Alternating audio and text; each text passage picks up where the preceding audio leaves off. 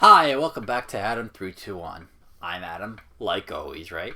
In this episode, I want to talk to you about the pros and cons of being a homeowner, or in that case, doing any home repairs.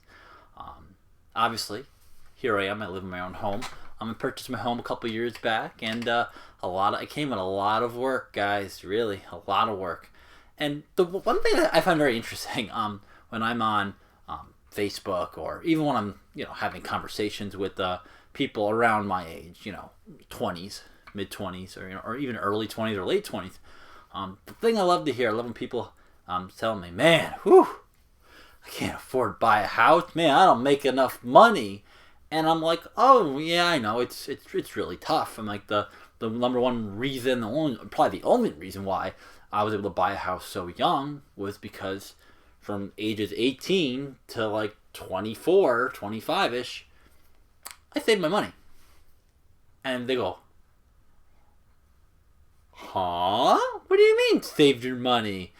And it's the most funniest thing ever, because I tell them I saved money, and they think, oh yeah, me too. I put $20 in my savings account with every paycheck, and I'm just like, no. That's like me putting $20 aside because I found like a cool star note.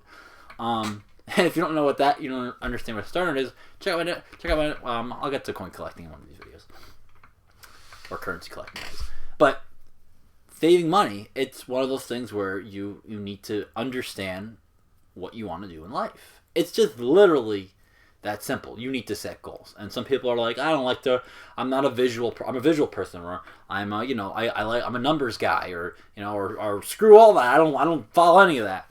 But it's really just as simple as, in your head, you go, okay, at 25, I want X, Y, and Z. At 29, I want X, Y, and Z. At 35, I want A, B, and C. It's just that simple. And it's not like you have to write it down, or you need to do work with it, or write these long things like you used to do when you were in middle school about, when I grow up, I want to be a successful lawyer. No, it's not any of that crap. All right, it's very simple. It's just, okay, I'm this old, I want this in 3 years, and this is how I'm going to accomplish it. It's really that simple. So for me, it was, okay, I went to work, I went to college, I'm going to use the money that I make at work and pay for college. Once I made enough money that summer before my first semester of college, what did I do? I took my paychecks and said, okay, now I'm going to put that money towards the next semester. Wow. Blew your mind, right? So after I do that, you should have enough money for your next semester. I mean, depending on what college you go to, okay? Yes, I know. You go to you go to NYU or UCLA or whatever, Buffalo State. You go to any of those nice colleges. Yes. It's gonna take a lot more work, and you're not gonna have enough money to pay it off. However, goals. Back to what I said about goals. If your goal is to be 2-year degree and buy a house at this sort, that's what you want to accomplish in life. It's that simple. Okay? If your goal is to have student loans, I'm not bashing student loans, I'm not bashing college, I'm just saying goals. So the best part about, I derailed that out. The best part about when I first bought my house was, okay, I have this amount of money, and I can't get a really nice house. I can't get the big house I want. I can't get the greatest basement with the family room and carpet and all that. So I buy a house, fixer-upper, and then my dad gives, okay, Adam, here you go. I got you a toolbox. I go, okay, cool, Dad, sure. He gives me a toolbox. Wow, look at that tape. Now, I'm exaggerating, and yes, my dad offered me a great toolbox, but I took the cheap-ass one. Why? Because goals. That's what, goals. Do I really need to have a fancy toolbox when you open up the toolbox and you have all these fancy tools? No, look what I got. I got a screwdriver, I got electrical tape. Why do I have electrical tape, guys? Why do I have I don't do electrical work. I don't know. Look at that. Look, here's a knife. Why do I need a knife? I don't know. I might need it. Look, here's an X-Acto knife. I got this when I used to work in retail. Bike chain with a little bit of rust. You probably can say a little bit of rust. You need that rust, right? Anyway, the point is, let's say something breaks. Let's say something very, very simple. Like, for instance, the other day, I go to open my kitchen cabinet, and the handle's loose. Alright! You bring up the toolbox, guys. Bring it out. Alright, here we go. Got the screwdriver. I go in, I go to the screw... Wait a minute. Oh, sorry. Flathead. Next one. Okay, next screwdriver. Okay, next screwdriver. Little too small. Okay, keep going. Next screwdriver. Next screwdriver. And at this point, now I'm just getting really annoyed because I was making dinner and I really didn't feel like tightening it. Okay, Adam, come on.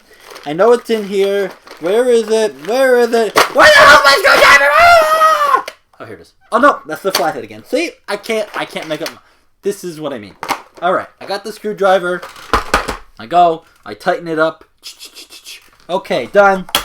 I go on the next thing. Now that's obviously an over-exaggeration. That's nice and simple. But the complicated things, that's where the real fun gets involved. Perfect example.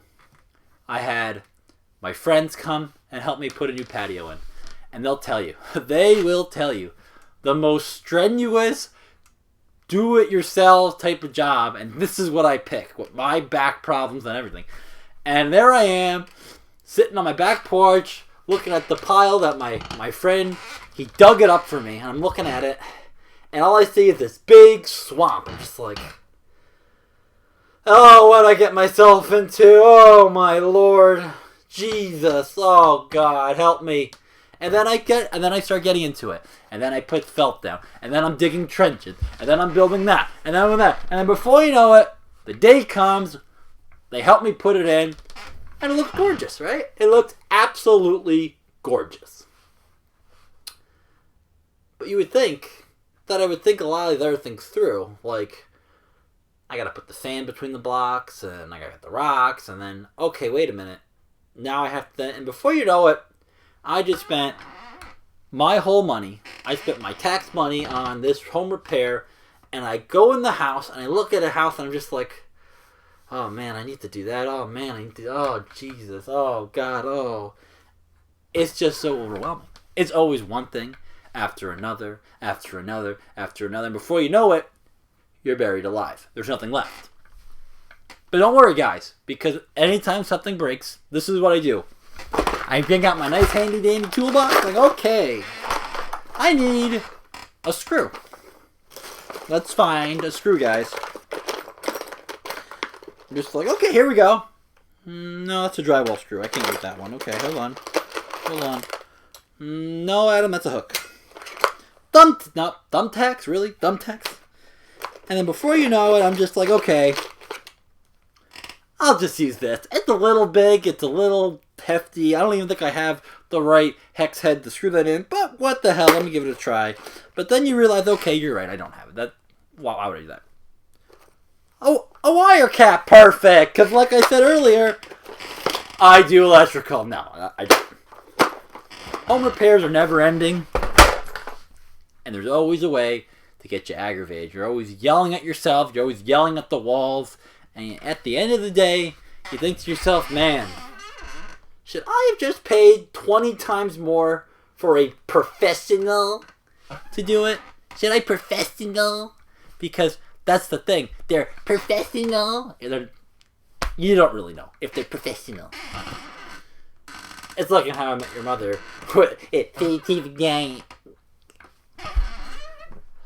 Well, that's today's episode, guys. Home improvements, all right? Obviously, I didn't go too in-depth, but home improvements, they're lovely, aren't they? If you got a home, you know what I'm talking about. You hit that like button, you know what I'm talking about. Again, like, subscribe. Don't forget to share the video around. And once again, thank you for watching 3, 2, 1 Adam. We'll see you in the next one.